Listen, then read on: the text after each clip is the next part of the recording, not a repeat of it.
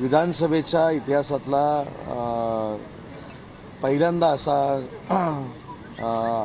हा दिवस आहे की कोकणातनं दोन कुटुंबातले दोन दोन सख्खे भाऊ विधानसभेमध्ये आलेले आहेत.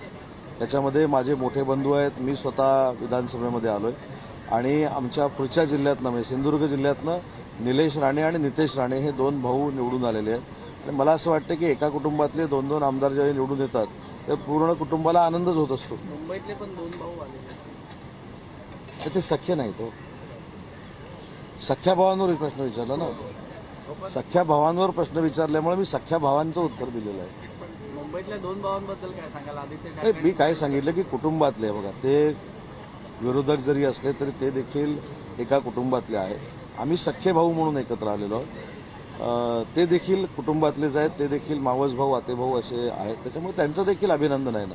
आम्ही एवढ्या कोत्या वृत्तीचे नाहीत की आमच्या विरोधकातले कोण भाऊ जर सभागृहामध्ये आले असतील तर त्यांचं अभिनंदन करायचं नाही. ही राजकीय एक प्रोसेस आहे, लोकशाहीतली एक प्रोसेस आहे, त्यांचं देखील अभिनंदन करतो. पण त्यांनी प्रश्न जो विचारलेला होता तो सख्या भावावर विचारलेला होता. किरण सामंत, उदय सामंत, नितेश राणे, निलेश राणे हा योगायोग आहे का एकत्रित जुळून आलेला? हा मतदारांनी जुळून आणलेला योगायोग आहे.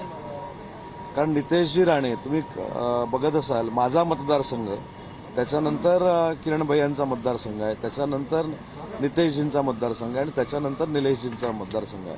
हे सलग 4 मतदारसंघ जे आहेत या 4ही मतदारसंघातनं भाऊ निवडून आलेले आहेत. आता हा क्रम मी असा लावला म्हणून परत ब्रेकिंग नको व्हायला, पहिला मी रत्नागिरी धरला म्हणून तुम्ही उलटा जरी धरला, पहिला कुडाळ मालवण आहे, दुसरा नितेशजींचा आहे, तिसरा राजापूर आहे आणि चौथा माझा मतदारसंघ आहे. या 4ही मतदारसंघामध्ये आम्ही 4 भाऊ निवडून आलेलो आहोत. म्हणजे 2 राणे 2 सामंत.